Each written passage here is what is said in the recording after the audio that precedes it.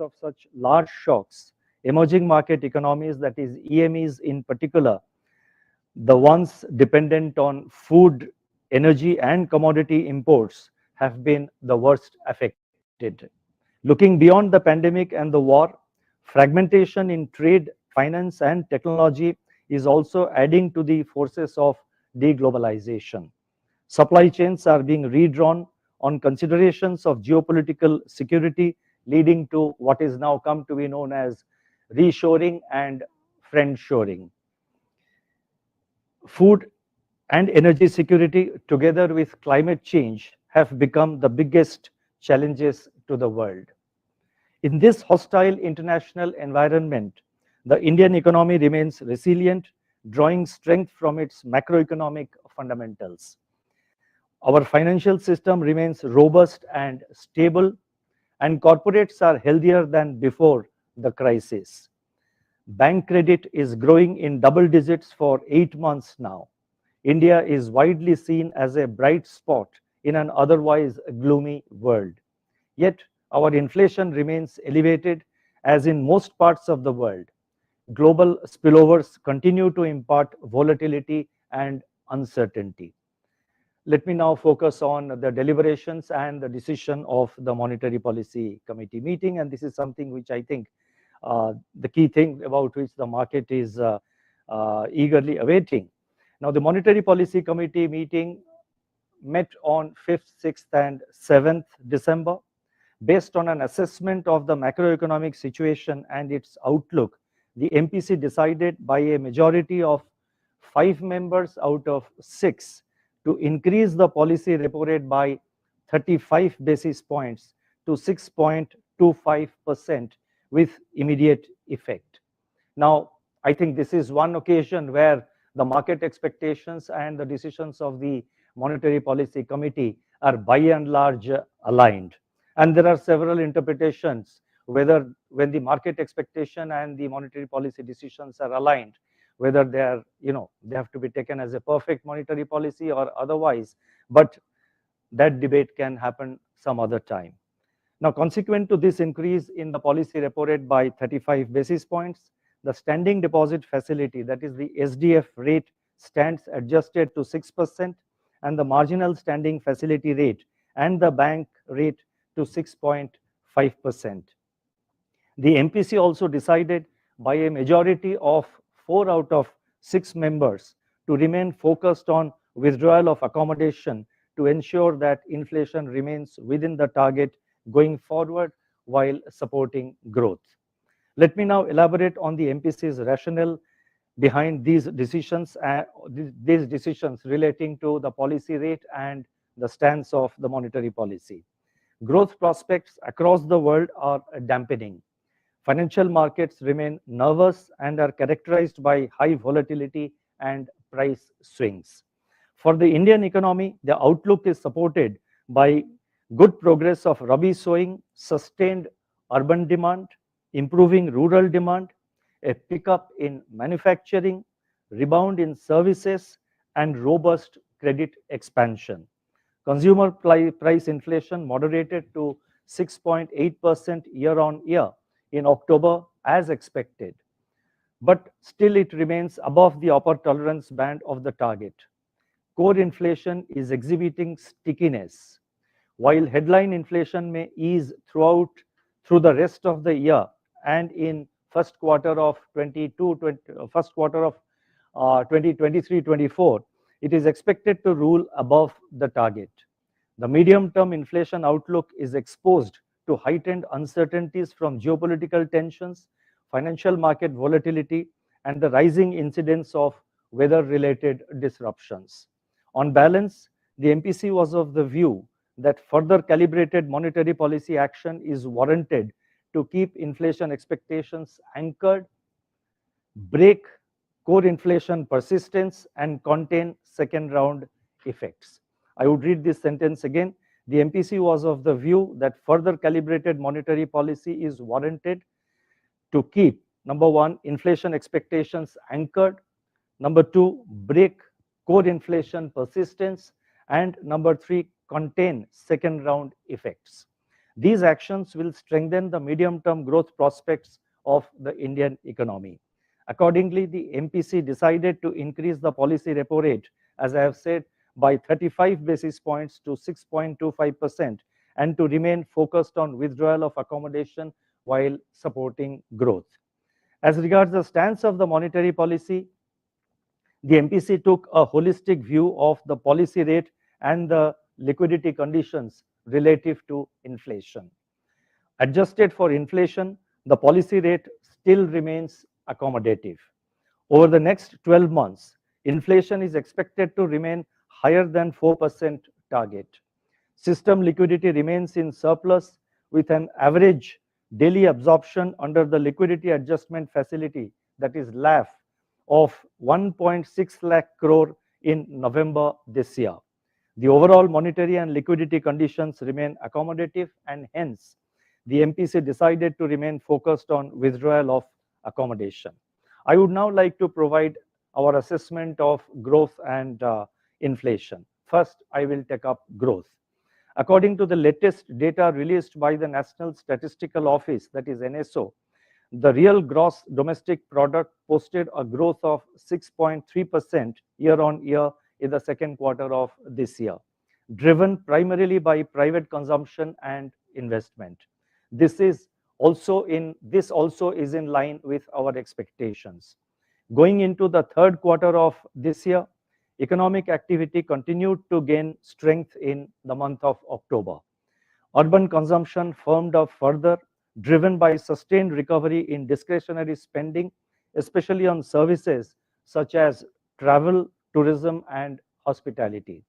Passenger vehicle sales and domestic air passenger traffic posted robust year-on-year growth. Rural demand is recovering, as reflected in the pace of tractor and retail two-wheeler sales, with rising farm activity. Investment activity is also gaining traction. Non-food bank credit, and this is something very important, non-food bank credit rose by rupees 10.6 lakh crore during April to November, as compared with an increase of 1.9 lakh crore last year. The total flow of resources to the commercial sector expanded by rupees 14.7 lakh crore during this year up to November, as compared with rupees 6.8 lakh crore in the same period last year. On the other hand, the drag from net external demand further accentuated in October, as merchandise exports contracted by 12.1% year on year, after expanding during the previous 19 months. Merchandise exports expanded by 10% in October.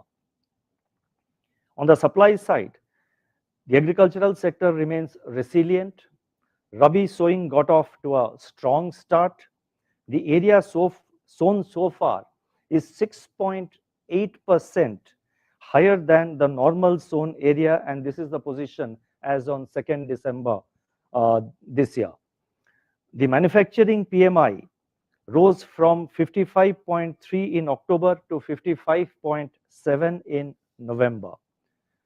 The PMI for the services sector also expanded from 55.1 in October to 56.4 in November.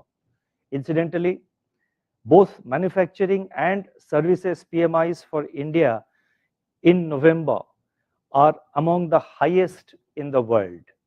Construction activity is picking up after the end of the southwest monsoon, as indicated by high growth of steel consumption in the month of October. Going ahead, investment activity will get support from government capex. A pickup in share of fixed assets in total assets of manufacturing companies was visible in the first half of this year. I have given the data in the footnote of my statement, and the statement, as you know, will be uploaded in our website immediately after my statement is over. You could have a look at the numbers. According to our surveys, consumer confidence has further improved. I go on. Manufacturing and infrastructure sector firms are optimistic about the business outlook. Services sector firms also expect activity to expand. In an interconnected world, we cannot remain entirely decoupled from the adverse spillovers from global slowdown and its negative impact on our net exports and overall economic activity. The biggest risks to the outlook continue to be the headwinds emanating from protracted geopolitical tensions, global slowdown, and tightening global financial conditions. Taking these factors into consideration, real GDP growth for the current year, that is 2022-23, is projected at 6.8%, with the Q3 at 4.4% and Q4 at 4.2%. The risks are evenly balanced. Real GDP growth is projected at 7.1% in the first quarter of next financial year, that is 23-24, and 5.9% in the second quarter of the next financial year. Now, let me highlight and stress that even after this, even after this marginal revision in our growth projection for 22-23, as you know, earlier we had projected 7%. Now we are marginally moderating it to 6.8% for the current year.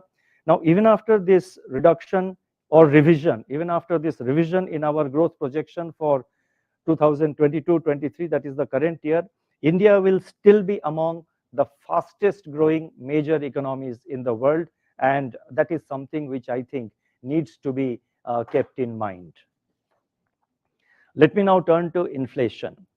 The inflation trajectory has largely evolved in line with the outlook given by us in the month of June, that is in the June 2022 policy. Going forward, food inflation is likely to moderate with the usual winter softening and the likelihood of a bountiful Rabi harvest, but pressure points remain in the form of prices of cereals, milk, and spices.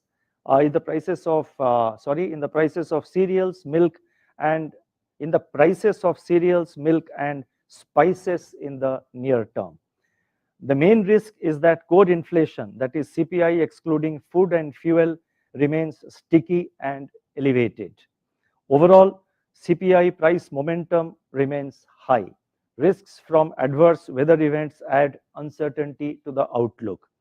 Global commodity prices, including crude oil, have undergone some downward correction. But uncertainty continues to surround the near-term outlook in view of the prolonging of geopolitical hostilities. The outlook for the US dollar and hence imported inflation also remains uncertain. Moreover, the resurgence in domestic services sector activity could also lead to price pressures, especially as firms pass on the input costs. Taking into account these factors and assuming an average crude oil price, that is Indian basket, of $100 per barrel, headline inflation is projected at 6.7% for the current year, with the third quarter at 6.6% and the fourth quarter at 5.9%. The risks are evenly balanced. CPI inflation for the first quarter of next financial year, that is 23-24, is projected at 5%, and the second quarter of next financial year at 5.4%, on the assumption of a normal monsoon. Now,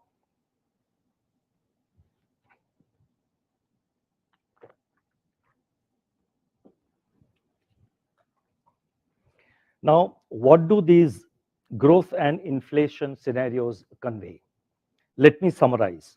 GDP growth in India remains resilient and inflation is expected to moderate. But the battle against inflation is not over. Pressure points from high and sticky core inflation and exposure of food inflation to international factors and weather-related events do remain.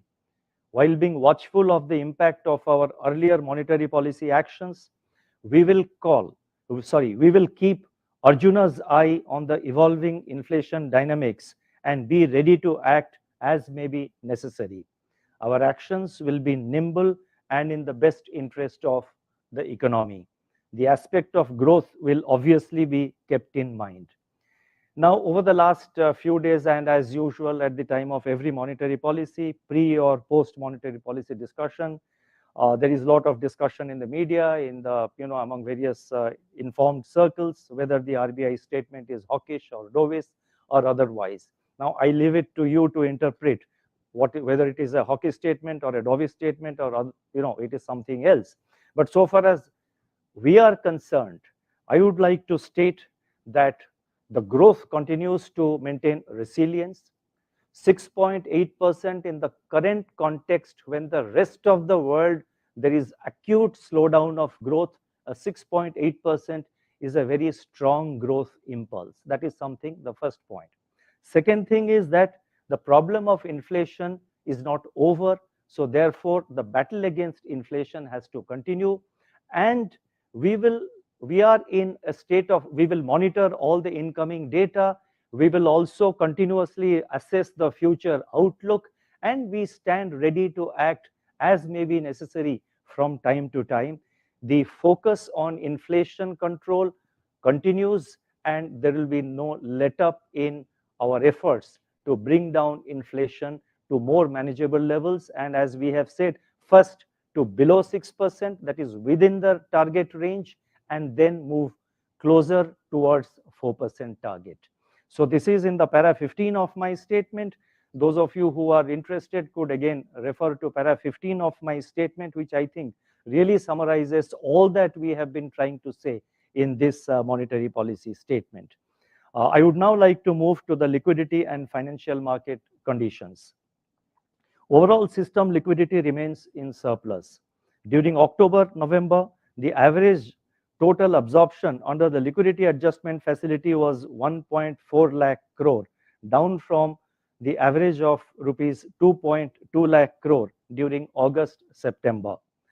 In the period ahead, liquidity conditions are likely to improve due to several factors, which would include moderation in currency in circulation in the post-festival period, pickup in government expenditure in the last few months of the financial year, and higher forex inflation due to the return of portfolio investors. Tax outflows and currency demand do produce transient episodes of tight liquidity, but a holistic view needs to be taken. I reiterate that the Reserve Bank remains nimble and flexible in its liquidity management operations to meet the requirements of the productive sectors of the economy. Therefore, although the Reserve Bank remains in absorption mode, we are ready to conduct LAF operations that inject liquidity as may be needed through our main operations. In doing so, however, we will look for a durable sign of a turn in the liquidity cycle when banks draw down large part of their standing deposit facility and variable rate reverse repo, that is VRRR balances. The Reserve Bank remains committed to flexibility and two-sidedness in liquidity operations, but market participants must win themselves away from overhang of liquidity surpluses. As part of our gradual move towards normal liquidity operations, we have decided to restore market hours, that is 9 a.m. to 5 p.m. in respect of call, notice, term money, commercial paper, certificates of deposit, and repo in corporate bond segments of the economy, as well as for the rupee interest rate derivatives. The pace of transmission of monetary policy actions to lending and deposit rates has quickened in the current tightening phase.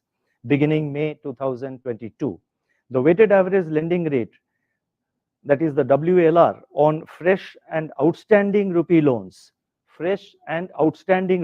have increased by 117 and 63 basis points respectively during the period May to October.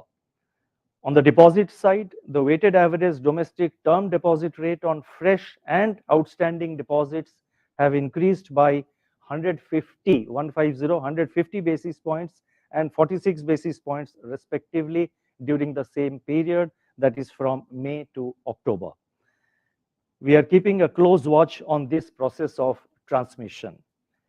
The appreciation of the US dollar this year which precipitated large-scale depreciation of all major currencies, including the Indian rupee, has drawn wide attention.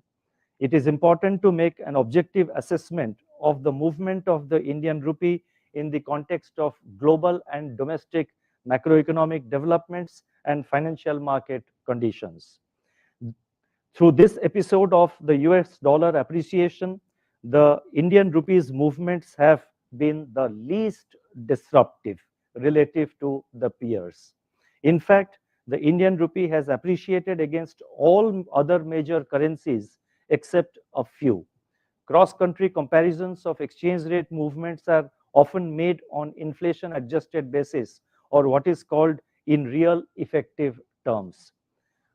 On a financial year basis, that is from April this year to October, the Indian rupee has appreciated by 3.2% in real terms, even as several major currencies have depreciated.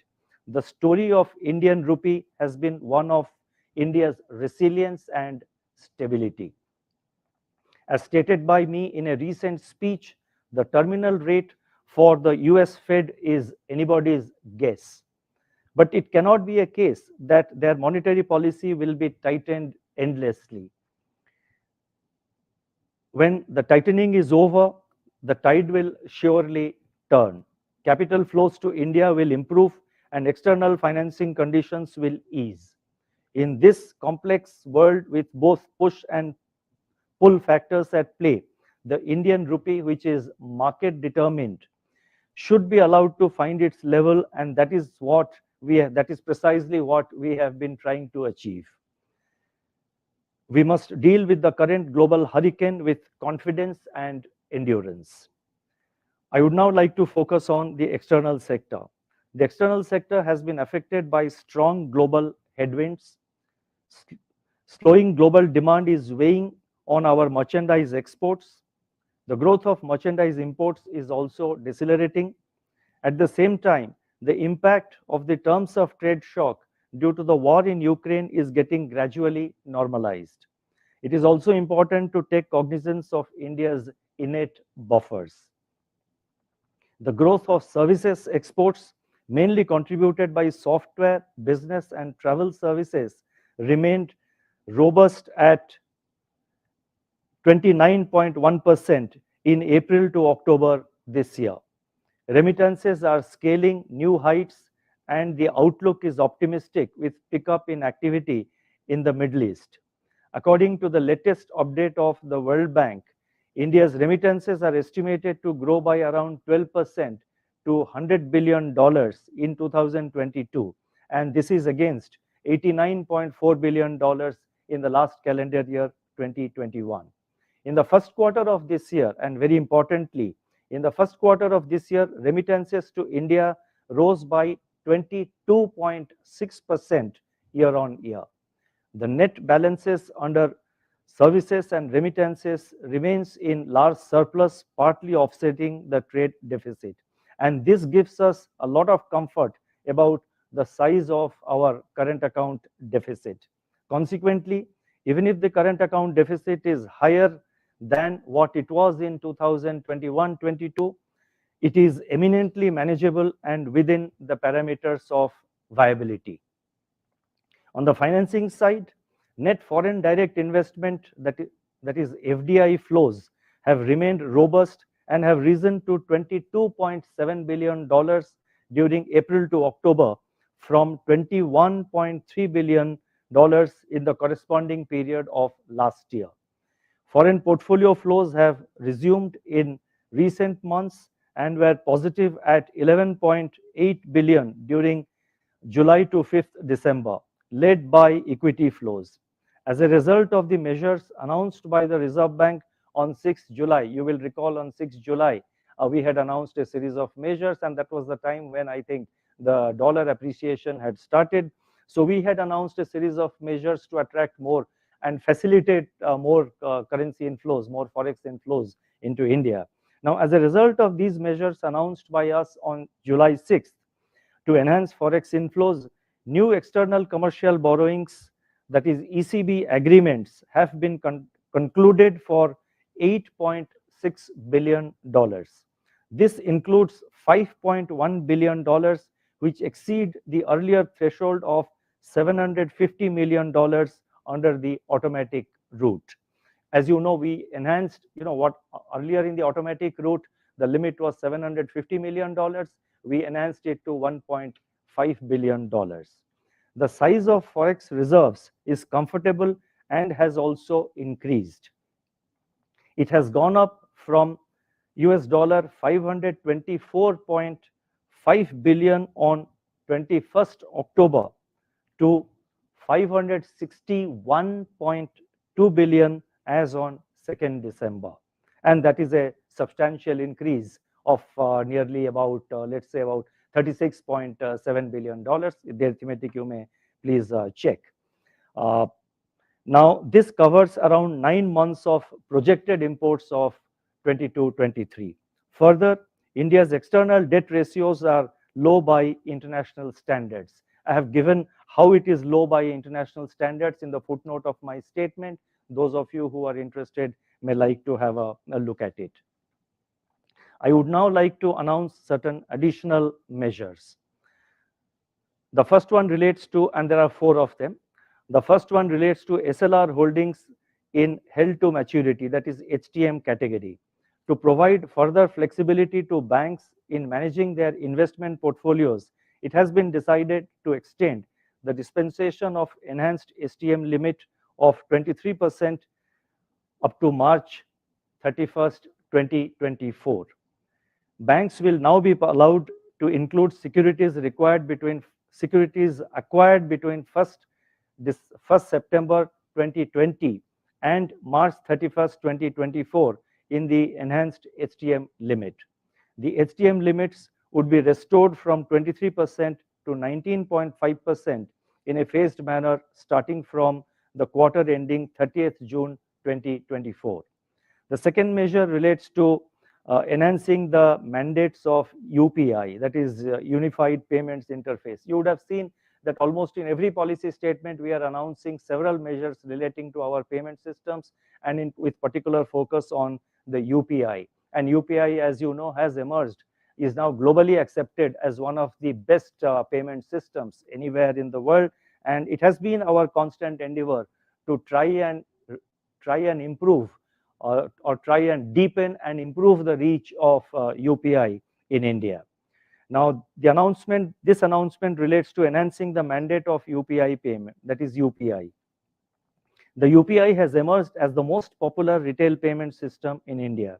It currently includes functionality to process payment mandates for recurring as well as single block and single debit transactions.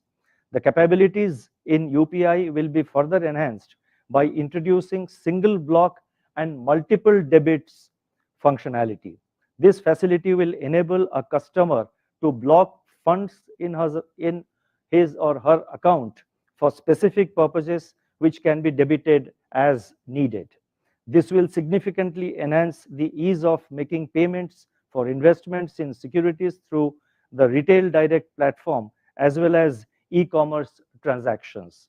The third announcement relates to expanding the scope of the Bharat Bill Payment System, or what we call the BBPS. The BBPS has been steadily expanding since its launch in 2017. At present, it handles recurring bill payments for merchants and utilities and does not cater to non-recurring bills. It also does not cater to bill payments or collections such as payments of fees for professional services, education fees, tax payments, rent collections, etc. for individuals, even if those are of recurring nature. Therefore, the scope of BBPS is being enhanced to include all categories of payments and collections. It includes now both payments as well as collections, both recurring and non-recurring, and for all category of billers, that is both businesses and individuals. This will make the BBPS platform accessible to a wider set of individuals and businesses who can benefit from the transparent payments experience, faster access to funds, and improved efficiency. The fourth and the final announcement is very important. Hedging of gold, that relates to hedging of gold in the International Financial Services Center, IFSC. Resident entities in India are currently not permitted to hedge their exposure to gold price risk in overseas markets. With a view to providing greater flexibility to these entities to hedge the price risk of their gold exposures, resident entities will now be permitted to hedge their gold price risk on recognized exchanges in the IFSC. This measure will benefit importers and exporters of gold, such as jewelers and industries which use gold as an intermediate or raw material. Let me now try and conclude. The last 3 years have been unusually challenging as we have encountered multiple shocks. The buffers we built in the years leading to COVID-19 in terms of accumulating reserves and inflation averaging close to the target came good to deal with these repeated shocks. In this arduous period, our constant endeavor has been to take timely and effective measures. It is gratifying to see that our policies have yielded positive results. And just at the cost of repetition, let me say that the growth in India remains resilient in such a hostile environment, international environment. A 6.8% growth definitely is robust. Inflation compared to other countries is lower, but so far as India is concerned, we have to focus on our inflation, and we are extremely watchful of the evolving inflation dynamics. We constantly in the Reserve Bank, we keep on assessing various incoming data almost on a day-to-day basis, and as I have said, we are committed to bring it down in the, at a, as I have mentioned, first to below 6% and then take it closer to 4%. We are what we have called, what I have described, we will keep an Arjuna's eye on inflation, and this is something which I had explained in one of my earlier speeches, and we will be ready to act. Our actions will be nimble. The course of our future policy will duly consider new data releases and the evolving outlook of the economy, as well as the effect of our past actions. In meeting the challenges thrust upon us by a hostile global environment, we should not lose sight of the task of improving the long-term potential of our country. Green transition, reconfiguration of supply chains and logistics, production-linked incentive schemes, digital banking and financial services, and innovative technologies offer immense opportunities for the Indian economy. As we enter 2023, India's G20 presidency provides us a historic opportunity to play a bigger role in the international arena. The theme of our presidency, Vasudhaiva Kutumbakam, that is, the world is one family, reflects our vision of global cooperation for universal welfare. We must remain optimistic and derive inspiration from the words of Gandhiji. I quote, "Let no one think that it is impossible because it is difficult. It is the highest goal, and it is no wonder that the highest effort should be necessary to attain it." Unquote. As the current year ends and a new one awaits, I wish you all a happy new year in advance. Thank you. Namaskar.